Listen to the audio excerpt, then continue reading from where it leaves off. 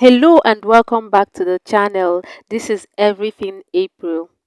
Today's tutorial is on how to draft a mermaid skirt using the slash and spread method.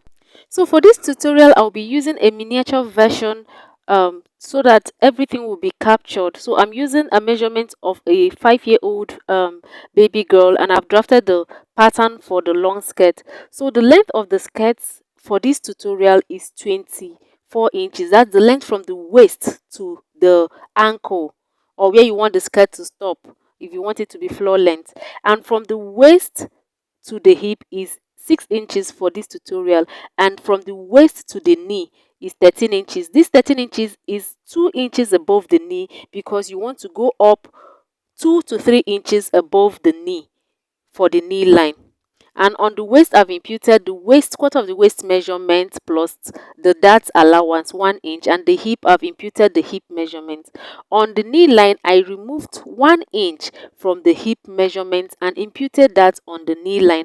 And the measurement I have on the knee line, I brought down to the full length of this skirt. So that is how I got the measurement.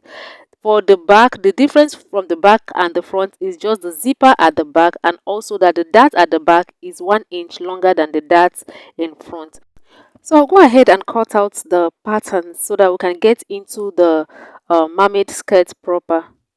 Please take note that this video, the focus of this tutorial is on how to draft a mermaid skirt using the slash and spread method. Hence, I did not contour, I did not do the butt contouring, and I did not do the shaping for this skirt. So in case you're making yours and you want to do the butt allocation and the contouring, I'll drop a link in the description box of a video where a video I made on how to draft a fitted long skirt. So I'll drop the link in the description box. You can check that out.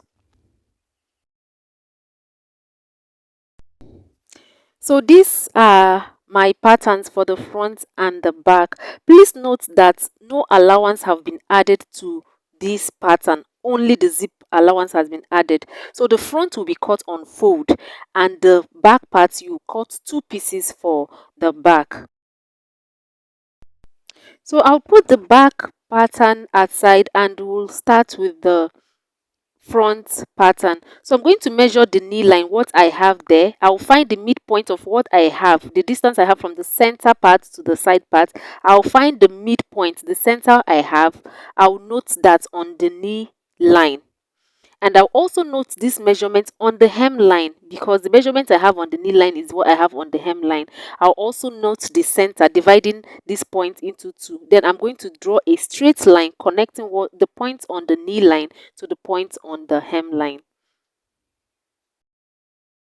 So next, I'm going to slash through this vertical line I've just made. Starting from the hemline, I'm going to slash till I get to the knee line. And when I get to the knee line, I'm going to cut through the knee line towards the side of the skirt. So you can see what I'm doing. I'm cutting the knee line towards the side, not towards the center, towards the side.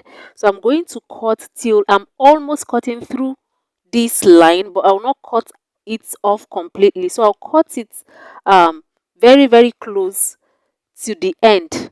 I'll cut it close to the end, but I will not cut through it. So you can see what I have. So I have cut. So all that is left now is to spread what I've cut to introduce fullness to the lower part, to this slashed part of the skirt. So for this, I'm going to place another paper underneath, and I'm going to spread out the parts that I have cut. So as you can see, I've placed another paper underneath, and I'm going to spread out. So at this point, you spread as much as you want. There is no given um, number or a given measurement you can spread to. You spread and make it as dramatic as you want or as moderate as you want. So it's all optional what you want. It's all about what you want. So in this tutorial, I spread this up to 8 inches. Just like I said, this is a mini version of my skirt. This is not my size. So I'm just making this for a tutorial purpose. So when you spread as much as you want, you would want to tape this down so that it sticks, the paper underneath and the and your pattern becomes one. So I've used my tape to hold everything down, and I'm going to connect the side part. You can see the side. I'm going to reconnect it back to what I have towards the center, because the center part of this skirt is not spread. So I'm going to connect. You see how I'm making dotted lines? So I'm connecting it, and then I would go ahead and cut this out.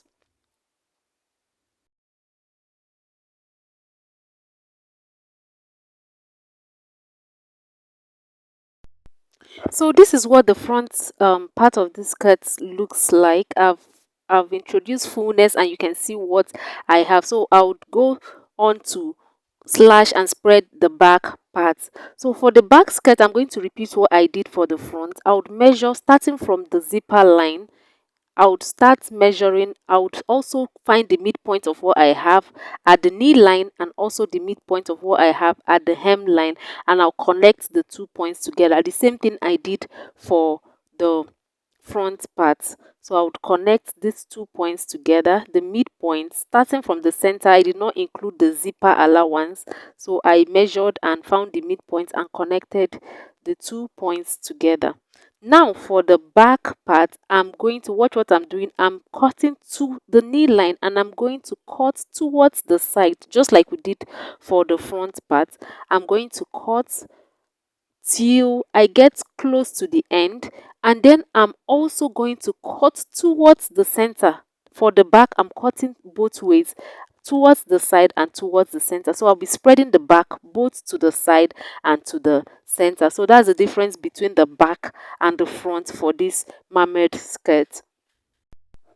I've also introduced a new paper for the spreading. So in the case for the case of the back, I'm going to make sure that my paper is longer than the actual length of this skirt, say about 6 inches or 8 inches, or how long you want it to be. So I'm making sure that my paper is longer than what I actually need. So now for the spreading, I would want to spread in a way that the side seam of the front matches the side seam of the back. Hence, I'm going to spread with the same measurement I did for the front. I spread the front part, the side, by 8 inches. So I'm spreading the side of the back part also by 8 inches, and I'm taping that down before I spread the center part of the back. So I taped that down after measuring 8 inches. I'm also going to spread the center part, because I slashed through the center part of the back as well.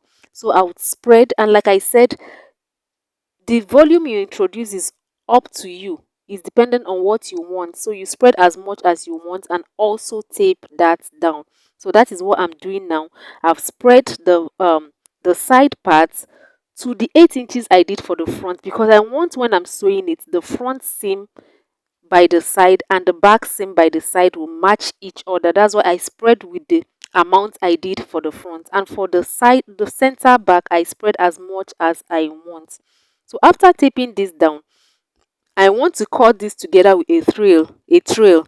So I'm going to be measuring out the length I want for the trail, and this also is dependent on what you want. It is totally up to you. So for this tutorial, I'm going to use as much as I have left. I have about 5.5 inches left after where the hem of the skirt stopped. So at the zipper side, the center back, I'm going to measure 5.5 inches, because that's what I have. So this is just what I'm using for in this tutorial. It doesn't mean that it is a constant. You can introduce as much trail as you want. So I've ruled out these 5.5 inches I've added. The next thing now will be to connect this new length for the center back to the side back. So I'm connecting from the side back to this new length. So you can see what I have. I've already connected, and the drafting of this is done. It is as easy as this. So I'll go ahead and cut out the back part. So guys, I would like to say that this is just one of the ways you can draft or cut your mermaid skirt. This is just one of the methods. So on this channel, I also have um, a video where I cut a mermaid skirt directly on fabric with the tail, the trail cut together with the fabric. So I'll drop the link to that video in the description box. In that video, I did not use the slash and spread method. So guys, this is it. This is what I have. As you can see, I've placed the front on the back, and you can see that the sides match together. So you can see that when you sew, everything matches together. Note that there is no allowance added to this pattern. So if you're transferring on your fabric, you have to add your side allowances and your hemming allowance at the lower part. So guys, this is it. Remember, the front has to be cut on fold, and the back you have to cut two pieces. Thank you guys for watching. We've come to the end of this tutorial. Do not forget to give this video a thumbs up if you enjoyed watching it. Subscribe to my channel if you have not subscribed, and also turn on the notification bell so that you'll be notified every time I upload a new video. Thank you for watching, and until my next video, bye.